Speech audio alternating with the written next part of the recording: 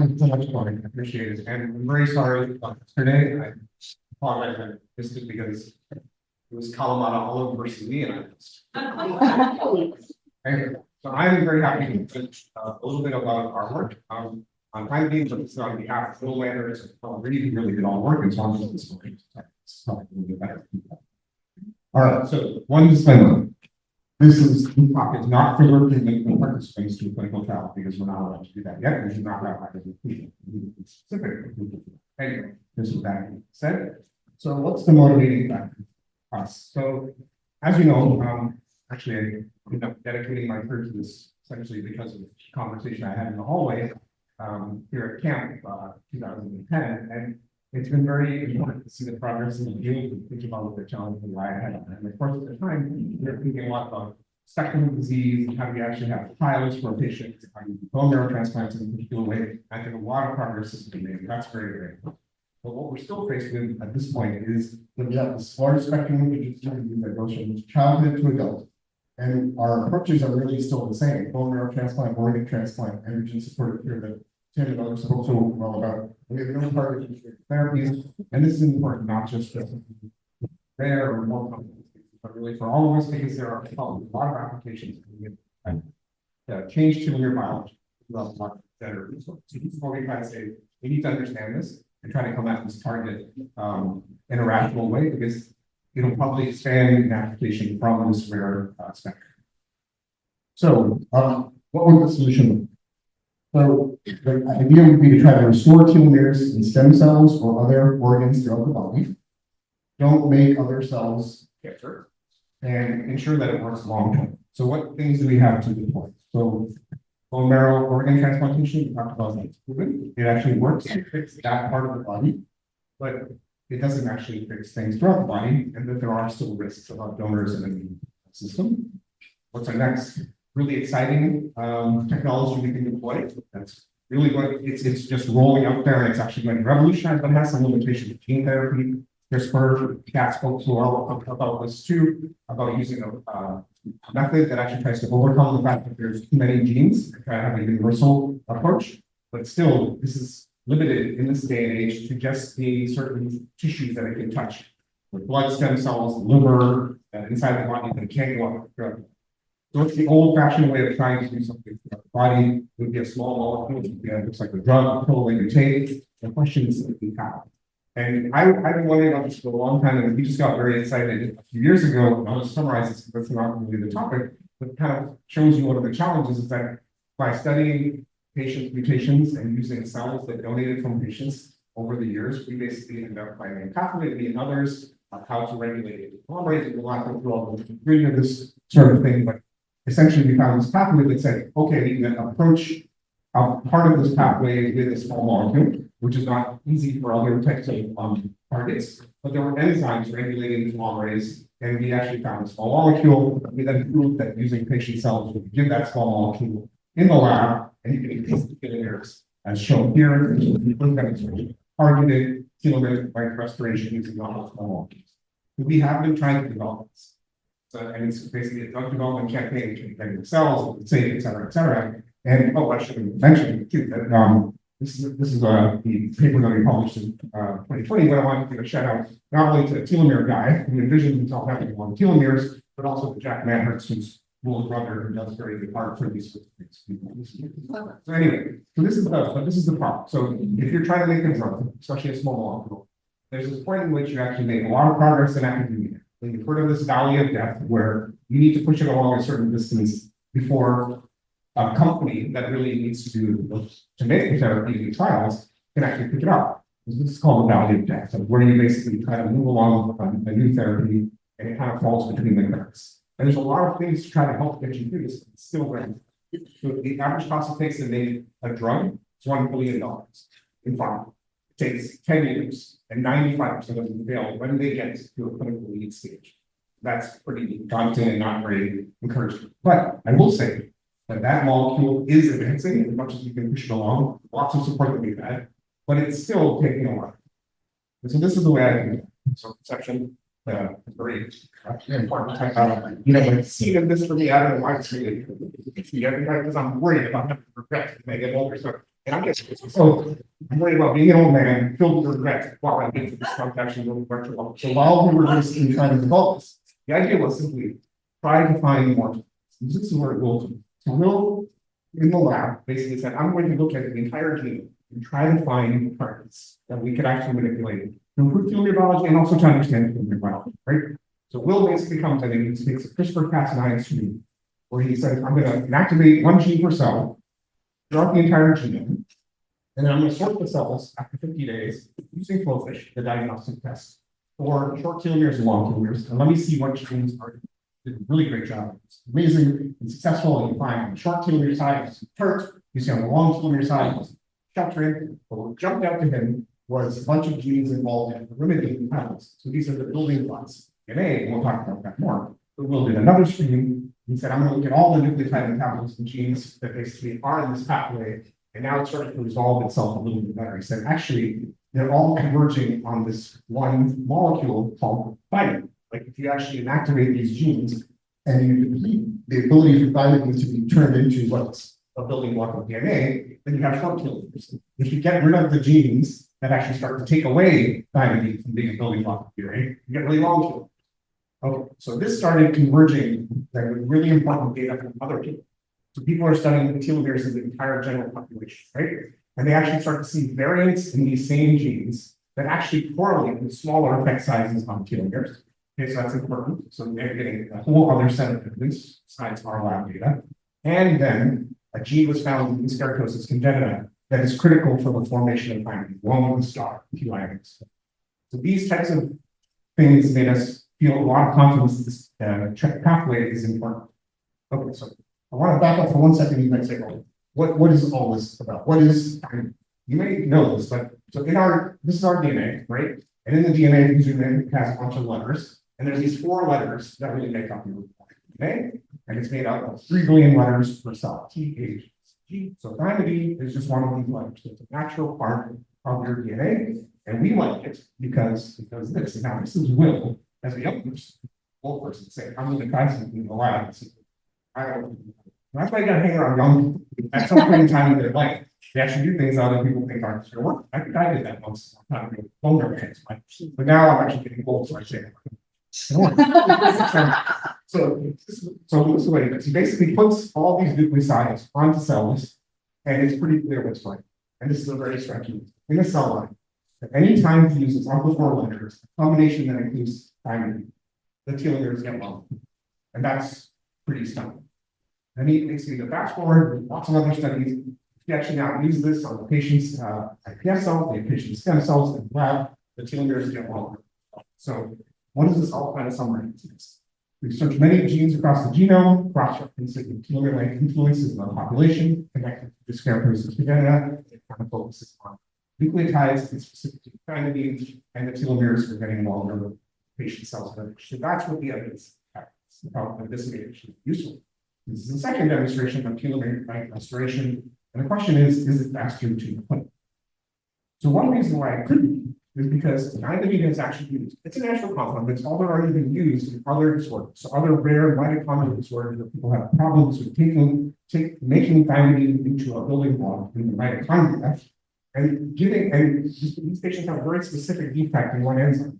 But Mitch Gilarano at Columbia decided 10 years ago to say, I'm going to try this as an oral drug. Thymidine, deoxycytidine, given to the patients with TK2 deficiency. And these are the results that we got. The patients who were actually not living were now living. So they've been studying it now for 10 years. And there are other trials going on with kids and adults of this nation of thymidine and deoxycytidine. And these are very recent studies as well. So there's a decent track record, even though it's a rare set of diseases, of this. So here's what brings us back to the value. So if we've been kind of trudging along over here, and I'm trying to get out of it, it does thymidine allow us a faster moving path. So, but with the evidence we have, does it make sense? Should we go ahead? So human genetics indicates that thymidine is important for telomere length in people in the general population. That's important. Thymidine increases telomere length in human cells in the lab. In people who actually had mitochondrial disorders, they seem to have a benefit. So it must be getting in something. And it seems to be well tolerated. Patients primarily getting diet. So telomere biology is are life-threatening diseases with a high unmet need. That provides another rationale for making so even though you have an animal model or something like that. So in terms of the question of whether to go, you may recognize this guy and his famous phrase. We decided that's great. All right. Just forgot the already. So anyway, so we have decided to open up a clinical trial nucleoside therapy in patients with tumor biology disorders. Helen is running the show on this. This will be a single center, and now you know what a phase 1 trial is. It is to establish safety of deoxythymidine and deoxycytidine, because that's the way the mitochondrial disease folks did it. In a phase 1 trial, we are trying to establish safety. The age range is very wide. The patients need to have a genetic diagnosis of a TBD or feeling like less than 3% or manifestation.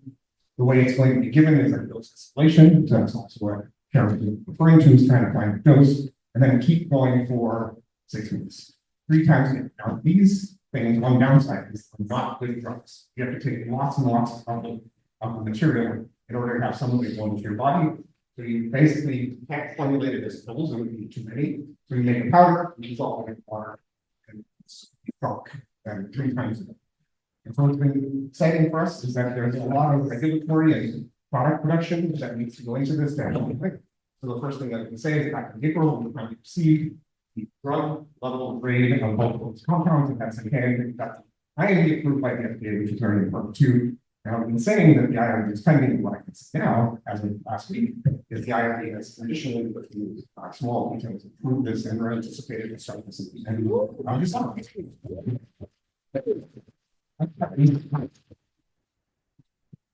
All right. So, in summary, thank you very much for everything I learned today. Important people donate to the lab and also donate this cause. Martin family, Rich Deal family, fellow family, and Don Tully, Allison Keen, Heidi Carson, Team Telomere supporting this in Boston. Children's have basically decided to just raise money to get this off the ground. I have pictures. There's Rory right there. Thanks to Katie, and that's another piece of work by Jack Manner to the Telomere guy. Thanks, sir.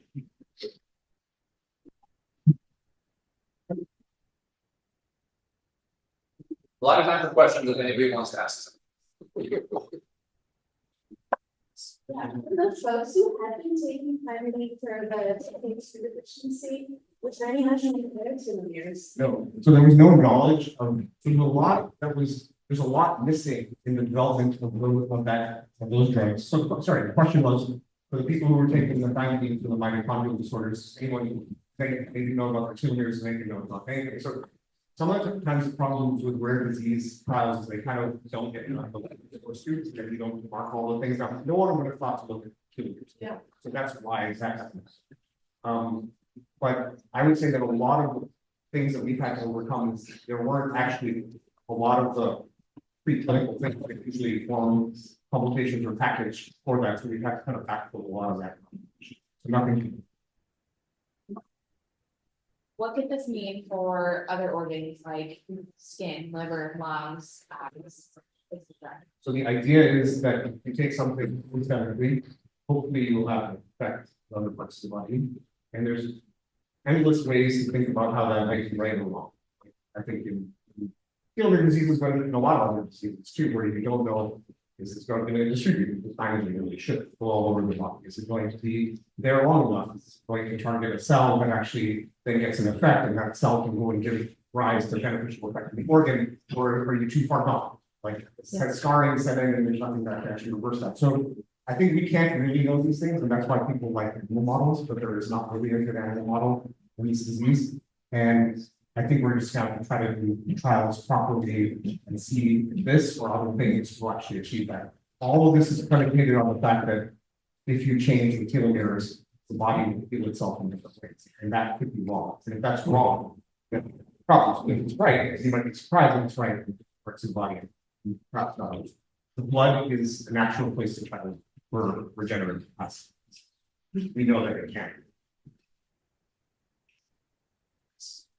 So did I see correctly that this study will be based in Boston? And if so, do you have to be local to that area to be part of the study? So good question. So for a phase 1, we've designed it so that people need to come to Boston twice. So they should come to Boston in the beginning, they should come to Boston at the end, but in between, they can have their monitoring and like their drugs be done, possibly. One important point to that is that it's hard for us to know about how to do this internationally, because for investigational drugs, this is not approved even for mitochondrial disorders. Some countries don't let you take it in. And we couldn't, it would be hard for us to know that we could actually convince anybody of it, like then it gets into certain legal things, but we're trying to facilitate it in other ways. And one way I'll point out is that if there's a champion on the other side, this is unconventional, but if there's a champion on the other side, like a doctor in a clinic, and they're willing to do all the work of trying to put an investigational trial on their side, we can provide them with all the data and support for the protocol, and they can get the drug from the manufacturer. We cannot send the drug to them because we're not the manufacturer. So we could get it done, but it will take a lot of people to. Just for clarity's sake, do you have to just be diagnosed with TBD, or do you have to show symptoms? That's a great question. So we had a lot of back and forth with the FDA on this. We, for our phase 1, thought, so first of all, we're trying to keep it very broad, at least in this phase. It's going to be more restricted later, no matter what, because you have to look for something that changes. But we kept it as genetic diagnosis or a blowfish diagnosis of telomere disorders and no symptom. The FDA was insisting that there should be some symptom. And so we have we've been able to qualify for a pretty broad definition of symptoms. But for instance, when we said skin or nails, no. And what they were basically saying that people should be very severely affected. No. So it's going to be that it has to be something significant. I have a feeling we'll have a little bit of latitude there too, but they pretty much specifically said it can't just be like a name or skin. For them, that is. So, what's the next objective study? The next stage? Stage after this, right? So, okay, so this is a great question. And this is where I think we probably need to start thinking about this right now. So to do a phase 2 study, you should have something that you're looking for changing. So a person would have to come in with that thing at a certain level, and that should be able to be changed. And how you power that entire study then is based on what you think that change will be and how effective it will be at. So the reason for saying it all like that is the moment you start doing things like that and saying, well, you shouldn't have too severe bone marrow, but you should have some bone marrow. You should be this age, etc. And now we need 60 people to be able to say that hemoglobin's gone from 10 to 12 or up 2 points. These things make the phase 2 more difficult, but that's really what you need. So we can, I envision blood phase 2, something where we're trying to see blood counts change, a little bit the way CAS is designed for study, which starts to narrow eligibility very quickly. Ideally, we would do a lung study too, and those are usually much bigger studies, even in phase 2 and up against other standards of care. So we will need a lot of advice on how to power that to show an effect and how many patients we need, and then that starts to drive costs really, really high. So those are the challenges right now for thinking about that. Hi, I'm just wondering, with the first stage being safety and there's already history of thymidine treatments. And you mentioned previously where increasing the telomere, you're trying to avoid mortality and cancer, and DC people having higher chance of getting cancer. Would that be a kind of a compounding thing you're trying to? Yeah, so that's a great question. So often, whenever we talk about anything that elongates telomeres, first thing that people say is, are you sure you're not going to cause cancer? Or are you sure you're not going to cause cancer? And the second, that cancer predisposition disorder is not going to drive cancer. I'm going to tell you my opinion of this. It has it's a long conversation and without any real answers. Is that I feel like if you actually have a defect in a system that might lead to cancer because the system is defective, if you boost the telomere length and the healthy regeneration of that tissue, you may actually not have cancer risk in that tissue. Now, if something has already changed in you and is looking for something to boost it to go into cancer, then this perhaps would cause a risk of it. This should, when you turn it off, basically not do that anymore, right? I mean, I think that's the thing. If it was driving proliferation of the cell that had some advantage that you didn't really like, if you took this away, it shouldn't turn something into a cancer cell away, like certain chemotherapies or something like that, which caused a genetic change. It should not cause it. But we have to watch and see, So I think I heard you say that we're hoping that it'll affect other things other than just blood.